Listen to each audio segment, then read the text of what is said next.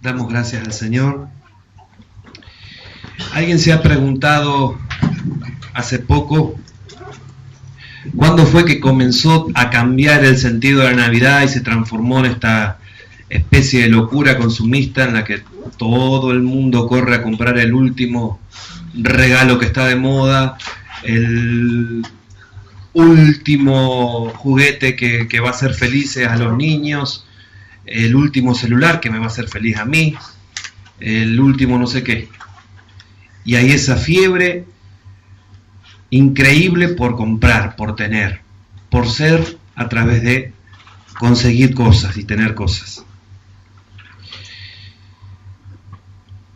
Hay una fecha bastante puntual en la que comenzó a cambiar el sentido de la Navidad. No es que fuera perfecto el anterior, el sentido que había antes de ese, pero era un poquito más cercano a lo que queremos terminar hablando. Alrededor del año 1920, una compañía que ustedes conocen y consumen sus productos cola, tomó la figura muy antigua de un personaje que se llamaba Nicolás, que vivió en lo que actualmente es Turquía, y esa persona tenía fama de ser muy bondadoso con los niños, de haber hecho muchas cosas a favor de los niños, y simplemente lo que hicieron es contratar a una persona, un artista que era muy hábil y que pudo crear un personaje que ahora es la imagen que nosotros tenemos de ese personaje. Ese personaje se viste de rojo, tiene una barba blanca, ustedes lo han visto. Bueno, ese personaje en un determinado momento, esa compañía lo explotó, lo utilizó para decirnos que su marca de gaseosas era la mejor y la que, si la consumía ese personaje que era tan bueno, ¿cómo no lo vamos a consumir nosotros también? Resulta que este personaje tiene un par de que se crea, ¿no? Que termina siendo el concepto actual que se tiene de la Navidad. Es un poco pasa por ese personaje que nos va a traer cosas si nos portamos bien. Tiene un par de cuestionamientos esa figura anticristiana, porque fíjense cómo nosotros creemos en un Dios que de gracia nos da la salvación, nos da vida nueva, nos da todo. Y este personaje nos invita a que si nosotros hemos obrado de una forma adecuada, vamos a obtener nuestro premio. Eso, llevado a un término espiritual, si lo quisiéramos comparar, es salvación por obras. Además, este personaje nos va a decir que nos ama, nos acepta, nos quiere, si nosotros hacemos las cosas que se suponen son buenas y debemos hacer. Presuponiendo que nosotros solitos somos capaces de realizar esas buenas obras. La palabra del Señor nos enseña, o sea, todo esto lo estoy diciendo porque es la forma en la que muchos de nosotros crecimos y es la forma en la que los nenes de nuestra sociedad son introducidos a pensar de esa manera, a la meritocracia le llaman, ¿no? A que todo se debe a que yo me esfuerzo lo suficiente y lo obtengo. Resulta que en el reino de los cielos no es así. Es por gracia que nosotros somos salvos, no por lo que yo me pueda esforzar por hacer para salvarme. Todo lo que vamos a estar compartiendo hoy, posiblemente algunas otras reuniones, yo tengo al menos 3, pero habíamos quedado con Seba que él predicaba el domingo que viene. Así que posiblemente los otros domingos, al menos lo que yo voy a estar compartiendo, tiene que ver con quién es, sí, el personaje central de esta Navidad. Quisiera hablar con ustedes un tiempo más acerca del Señor Jesucristo. Quisiera hablar de Jesucristo como nuestro Salvador, nuestro Libertador. A eso me quisiera referir puntualmente. Esta es la primera parte entonces de Jesús, nuestro Libertador. Alguno podrá decir no, porque el centro de la Navidad es la familia. Tampoco es la familia el centro de la Navidad. Es hermoso pasarlo en familia y qué bueno que sea una familia donde no existieran las discusiones o las disputas por dónde se pasan las fiestas, ¿no? Pero en casi todas las familias que yo conozco hay discusiones de si tal día pasaste con tal familia, ahora lo tenés que pasar con la mía, y ese tipo de complicaciones que hacen que no disfrutemos de este tiempo. Pero lo que sí vamos a tratar de reconstruir, de alguna forma de volver al sentido original, es que la Navidad se trata puntualmente de una persona, del Señor Jesucristo. De Él queremos hablar.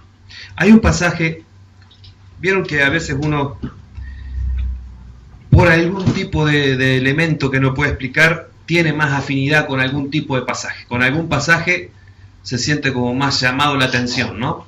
A mí me ha pasado mucho con este pasaje que les voy a compartir, que me encanta, no sé, no podría explicarles por qué me gusta tanto, pero me gusta mucho. Y quisiera al menos compartir una mirada de este pasaje, sabiendo que otras veces lo he compartido con otras miradas, pero hoy quisiera centrarme en algunos aspectos. Este pasaje es el que se encuentra en Lucas 4 y va desde el 16 al 21. Va a haber 6 elementos. Yo voy a hablar solamente de 2 hoy.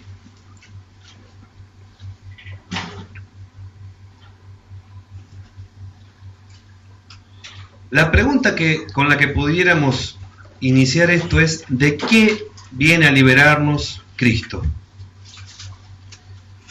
¿De qué cosas en nuestra vida, en la vida del ser humano, viene el Señor Jesús a ser liberador? Lo han encontrado en Lucas 4, 16. Dice así: vino a Nazaret, donde se había criado, y en el día de reposo entró en la sinagoga, conforme a su costumbre, y se levantó a leer. Y se le dio el libro del profeta Isaías, y habiendo abierto el libro, halló el lugar donde estaba escrito: el Espíritu del Señor está sobre mí, por cuanto me ha ungido para dar buenas nuevas a los pobres, me ha enviado a sanar a los quebrantados de corazón, a pregonar libertad a los cautivos y vista a los ciegos, a poner en libertad a los oprimidos, a predicar el año agradable del Señor. Y enrollando el libro, lo dio al ministro y se sentó. Y los ojos de todos en la sinagoga estaban fijos en él. Y comenzó a decirles: hoy se ha cumplido esta escritura delante de vosotros. Como les mencionaba, hay 6 elementos que podemos analizar. Voy a referirme solamente a 2 por razones de tiempo y porque quisiera desarrollarlos lo más posible, sin ser demasiado extenso. El primer elemento que quiero mencionarles es dar buenas nuevas a los pobres. Hay muchísima profecía bíblica en el Antiguo Testamento acerca de qué serían estos pobres. Por ejemplo, en Sofonías 3, 11, 12 dice, Dios hablando a su pueblo, ¿no?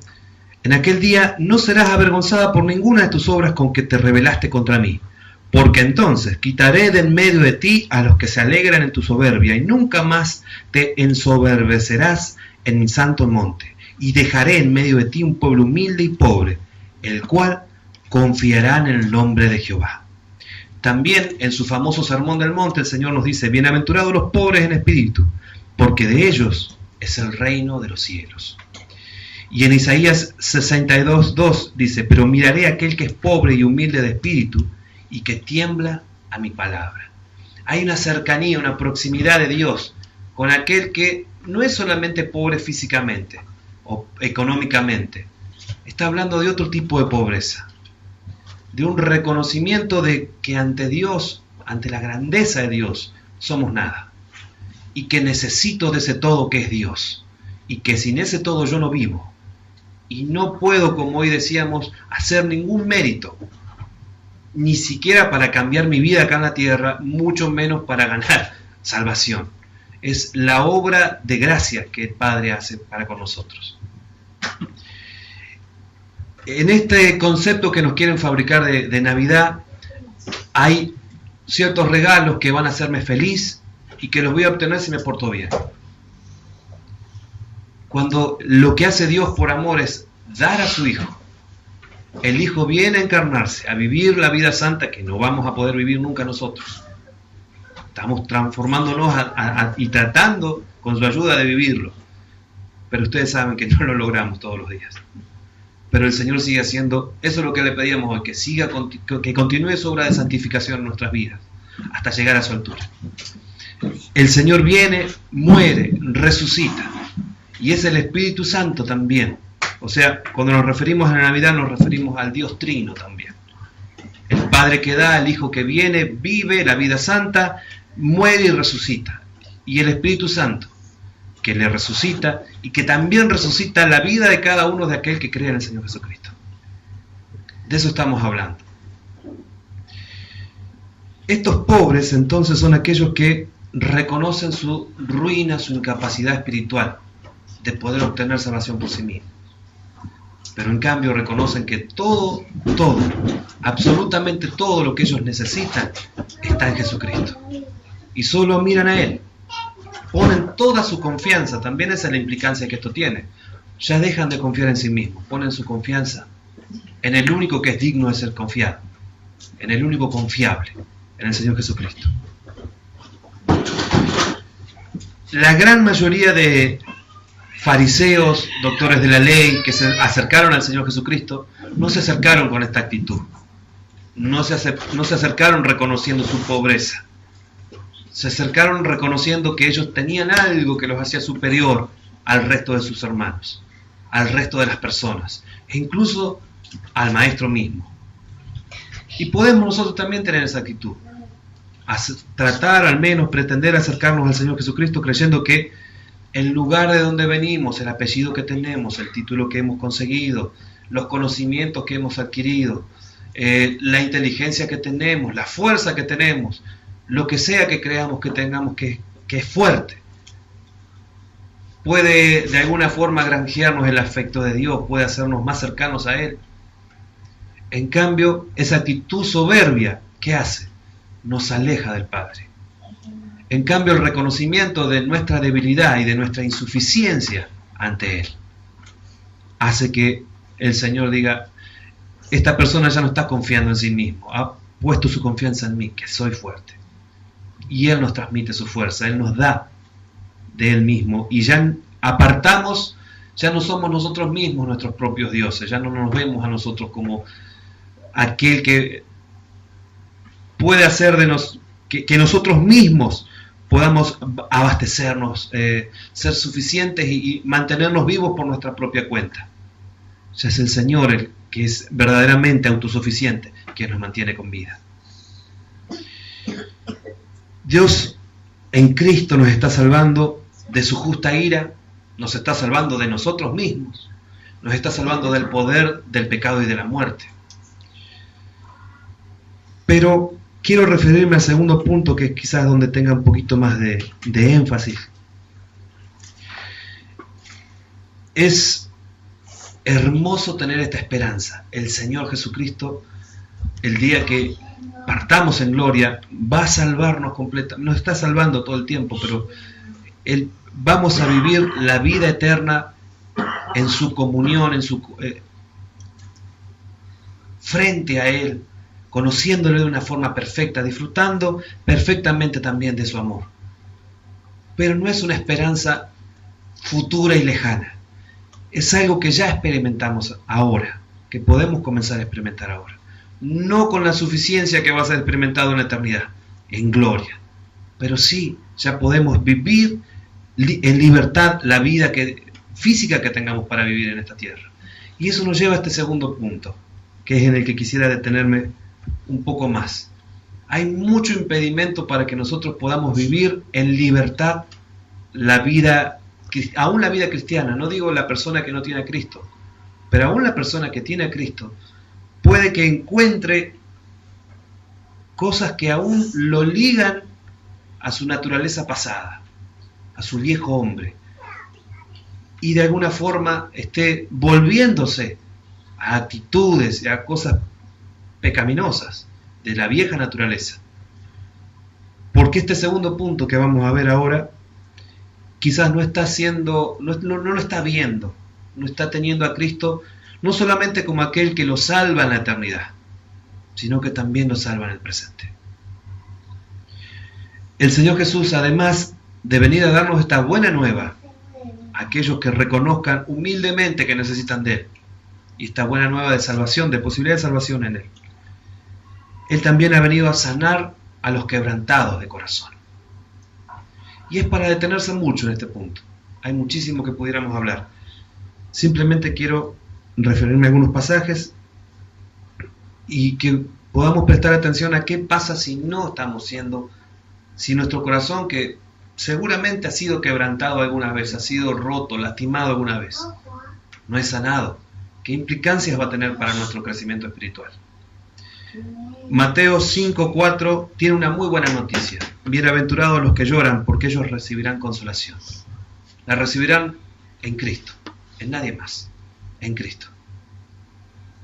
Hay situaciones en la vida donde uno se acerca a alguien que está atravesando una situación muy dolorosa y puede llorar con el que llora, pero no puede ir hasta dentro del alma como desearía hacerlo y tocar algo para consolarlo. Pero sabemos que Cristo puede. El Espíritu Santo consuela. Esa es la función por la cual el Señor lo dejó.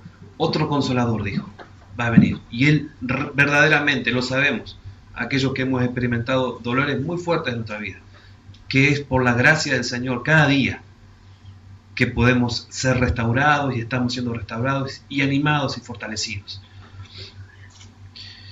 La pregunta que yo tengo es, ¿está tu corazón de alguna forma lastimado, herido? ¿Ocurrió algo en tu vida que marcó pero dolorosamente tu corazón?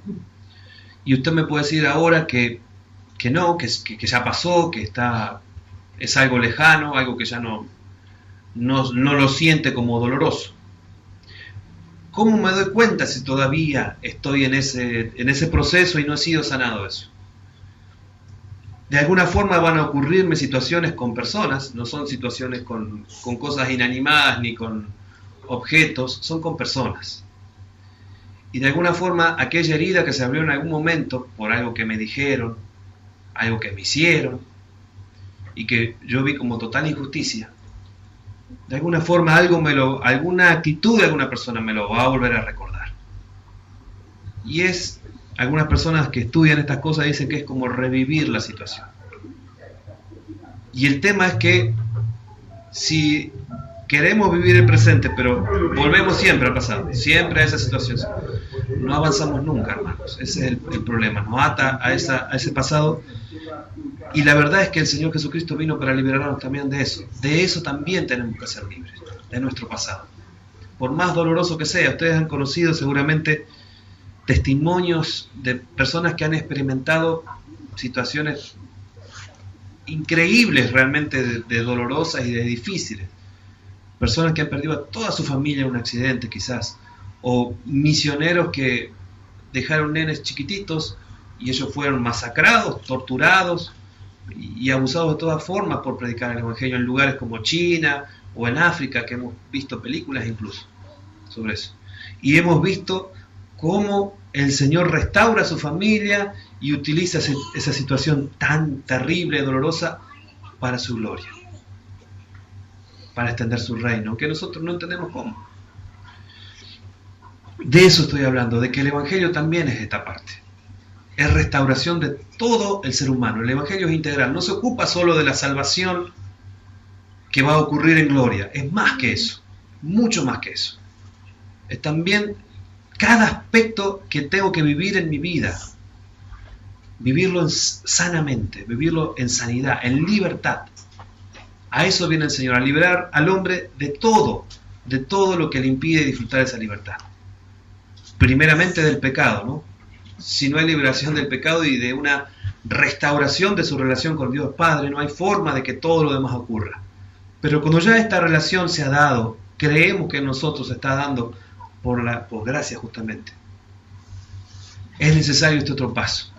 Es necesario que aquello que fue dañado alguna vez sea restaurado. Me encantaría poder hacerlo en el que viera yo esa situación, me encantaría poder hacerlo. La realidad es que puedo contribuir en muy poquito, pero el Señor puede hacerlo.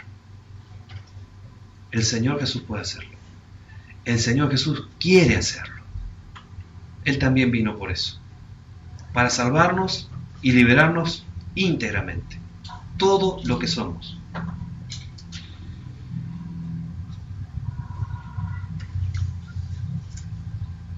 Hay dos herramientas que Él nos dejó para poder ser libres de ese tipo de situaciones que estoy seguro todos en mayor o menor medida experimentamos a lo largo de la vida.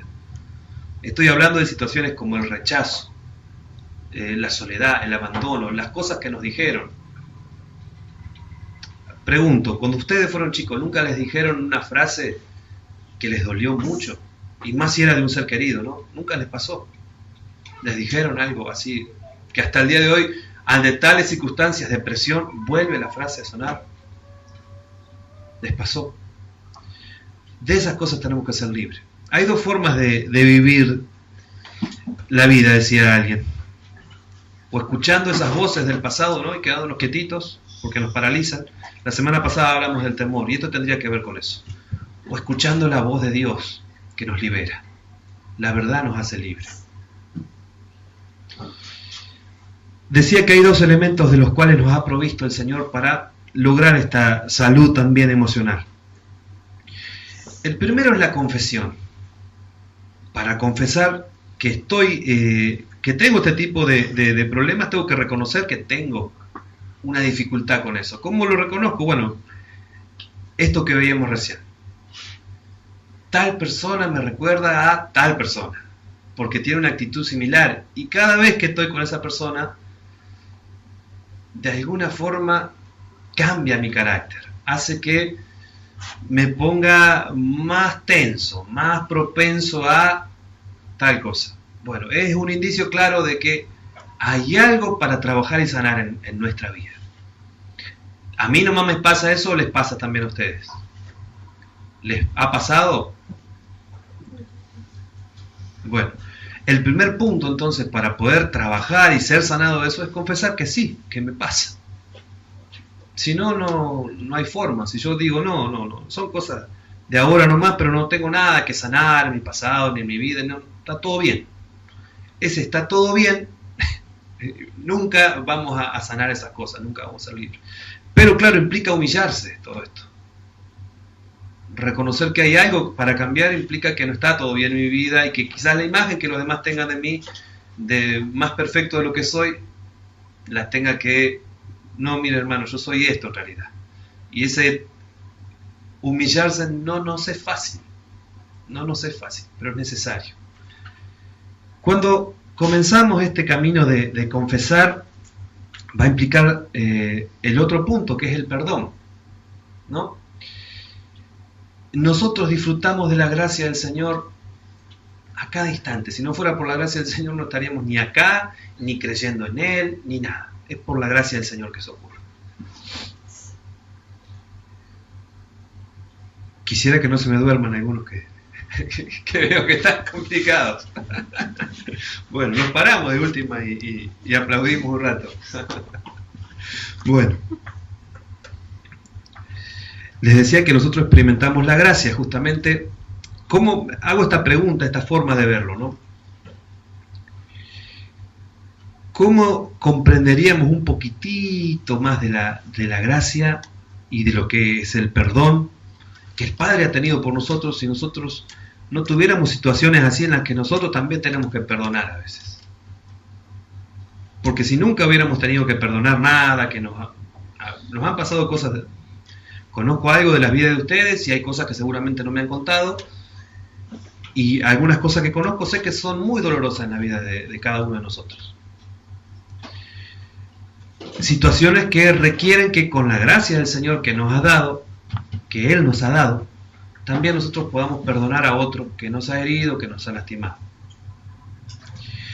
Si ese perdón,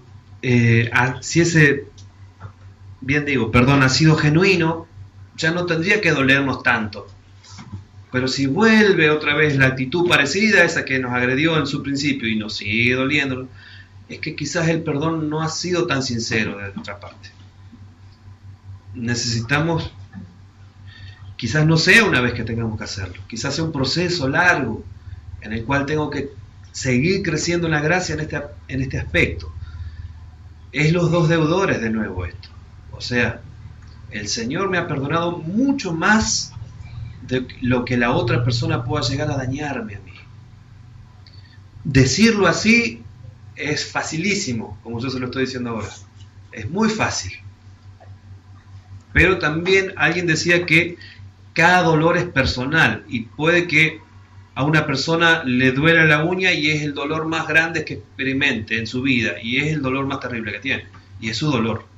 Y otra persona quizás perdió toda su familia y es un dolor distinto, pero son el dolor más grande que esas personas experimentaron. Entonces es lo que decíamos el otro día, no importa el tamaño de la ofensa, sino cómo la persona la ha recibido, cómo ha afectado nuestra vida, cómo hoy en día está afectando nuestro crecimiento espiritual. Yo hace unos años hubiera predicado de otra forma esta cosa, todo esto que estamos compartiendo. Yo hubiera dicho, no, porque cuando el Señor Jesucristo llega a una vida, todo cambia ya. Y hoy me doy cuenta que hay procesos. Hay procesos, hay tiempos donde el Señor va mostrando cosas inmediatas para cambiar. Pero después, cuando seguimos creciendo, nos muestra otras cosas. Otras. Y las muestra para sanarnos. Para que nuestra relación, para que podamos cumplir mejor esos 2 mandamientos que nos dejó de amar a Dios y de amar al prójimo. Porque fíjense las consecuencias que tendrían nuestras vidas no perdonar a aquellos que nos han herido, que nos han lastimado de alguna forma. ¿Qué consecuencias podría traernos? Hice una lista, no completa, una lista de algunos puntos, pero hay muchas cosas más que podrían ocurrirnos.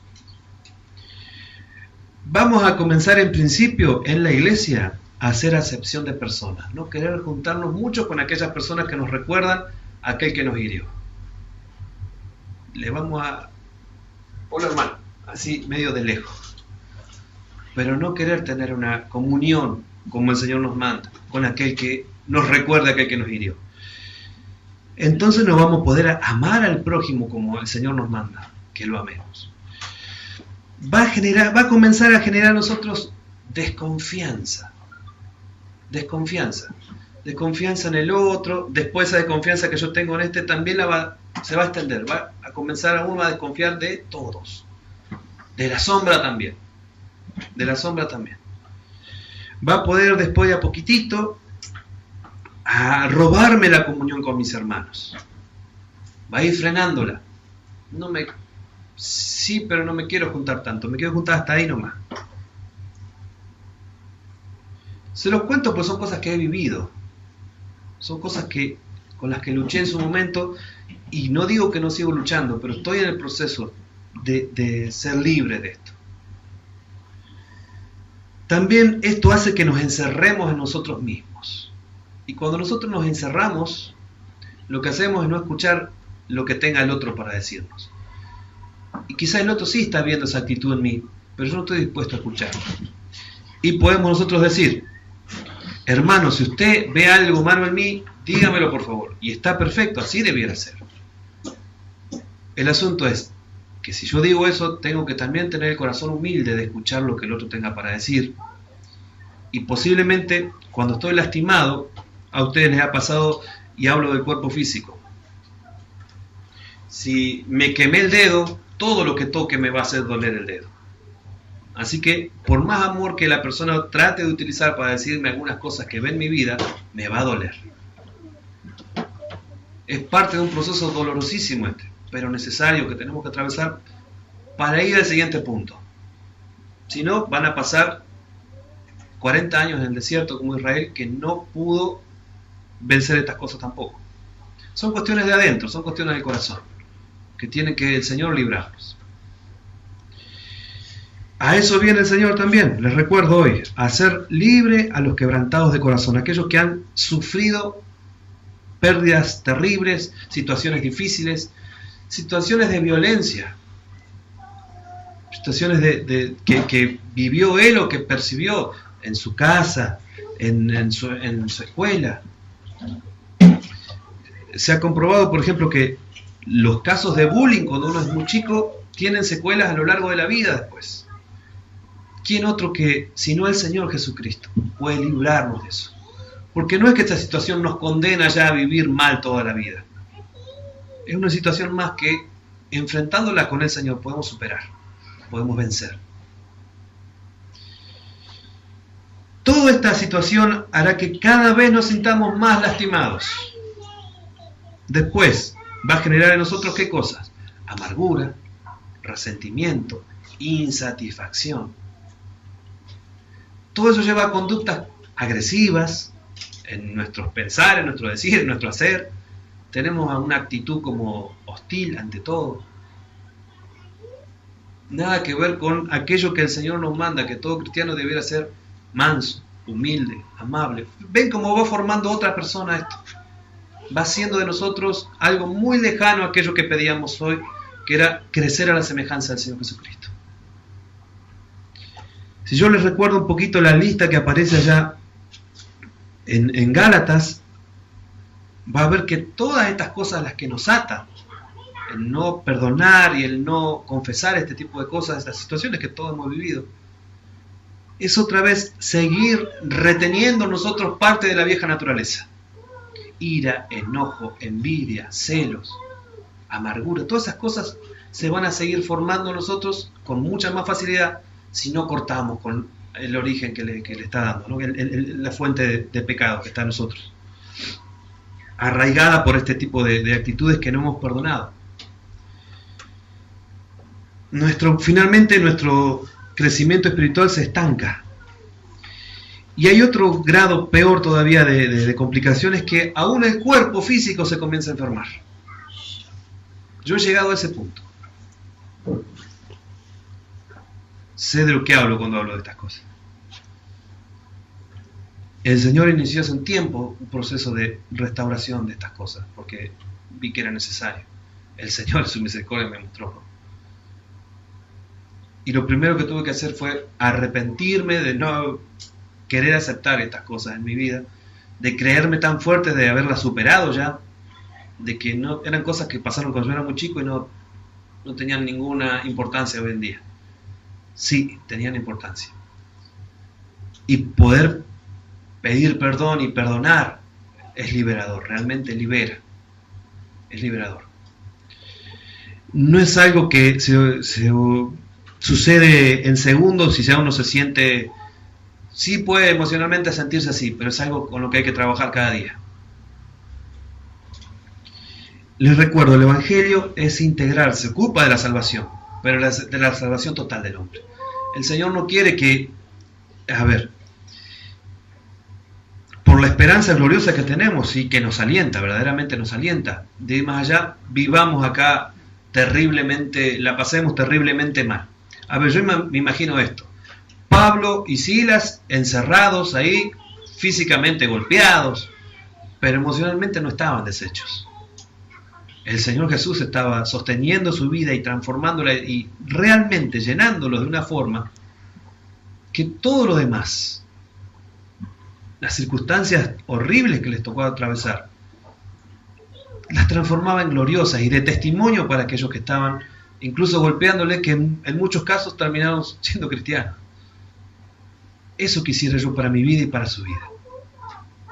Que las cosas difíciles que nos han pasado en la vida den como resultado, por la transformación que el Evangelio haga en nuestras vidas, ¿no? Que sean de testimonio, que sean para la gloria de Dios, que sirvan para extender su reino. El Señor lo hizo con la vida de tantas personas. Hay dos ejemplos muy claros ya para cerrar.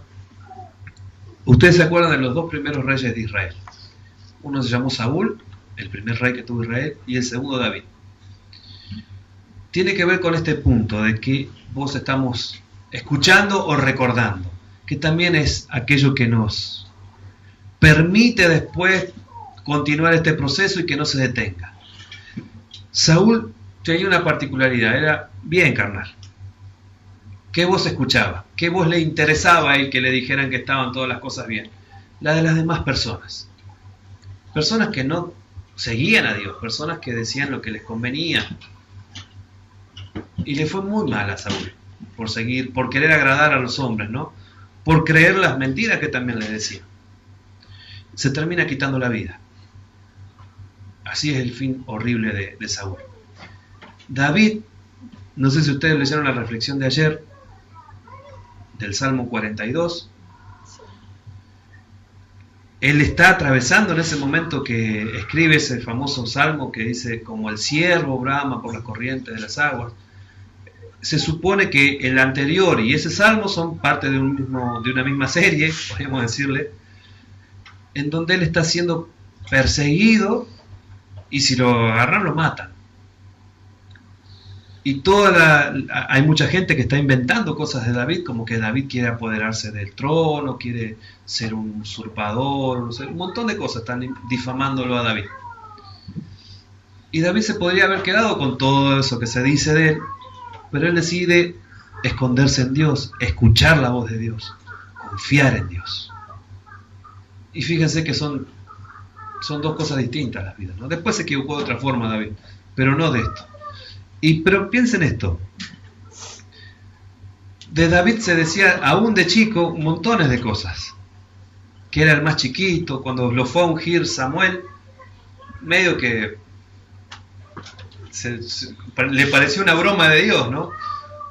A pero si es casi como una pulguita, es pequeño, la imagen que se tenía de un rey era un grandote guerrero que pudiera tomar una espada que era muy pesada, vestir su armadura, y era otro el parámetro con el que se medía David, con el que Dios dijo que David iba a ser lo que llegó a ser, era otro, era el corazón. Así que acá hay una cuestión que es muy importante que yo veo, ¿no? No es lo que las personas digan de nosotros lo que determina quiénes somos, es nuestra relación con Dios lo que determina quiénes somos y lo que podemos ser en Él, para su gloria. No buscando nuestro reino, para extender su reino. Dejemos de creer esas mentiras, creamos la verdad de Dios. La verdad que dice que cuando llegue a nuestras vidas, la verdad nos va a liberar. La palabra del Señor nos da libertad. ¿Quisieran estar en pie y orar conmigo un segundito? Hay necesidad, hermanos, de que trabajemos en esta área. Yo les podría dar un porcentaje así estadístico, diciéndoles el 98,7% del mundo ha sufrido estas cosas, pero no, les podría decir con toda seguridad el 100% de los seres humanos ha atravesado y atravesará situaciones difíciles en su vida. Situaciones en su niñez, en su adolescencia, donde sea, en la etapa de la vida que sea, que serán dolorosas. Y que necesitan acompañamiento de otras personas en muchos casos. ¿Y qué persona tiene que capacitarse para servir, para ayudar a los otros, si no la iglesia? Pero claro, si nosotros como iglesia todavía no solucionamos eso, ¿cómo vamos a hacer bálsamo para aquel que está herido si todavía nosotros no podemos con nuestra propia vida? Necesitamos en carácter de urgencia tratar estas cosas para que Cristo se forme de tal manera y podamos superar todas esas cosas que tenemos que superar, para poder ser la luz y la sal de esta tierra. No lo hacemos porque buscamos el placer para nuestra vida y pasarla bien. Lo hacemos porque queremos glorificar a Dios con nuestra vida y porque queremos amar mejor al prójimo. Y vemos que esto puede detenernos en el cumplimiento de esos dos mandamientos, que el Señor dijo que es como uno. Es imposible amar al prójimo si no amamos a Dios primero. Entonces está totalmente relacionado. Toda una cuestión de nuestra relación con el Señor Jesucristo, pero podemos darle este enfoque. Señor, gracias por venir a sanar completamente a cada uno de aquellos que creemos en vos. Gracias porque no dejas nada de lo que somos librado al azar ni fuera, Señor. Gracias, Señor, porque hoy nos permitís hablar de estas realidades, Señor, que muchas veces nos atraviesan, Señor. Con nuestra mente confiamos, creemos, sabemos, Señor, tenemos certeza de muchas cosas y esperanza, Padre. Pero a veces nuestras emociones dicen otra cosa. Hay como una división entre lo que sentimos y lo que sabemos que tenemos que creer. Y no queremos más eso, Señor, en nuestra vida.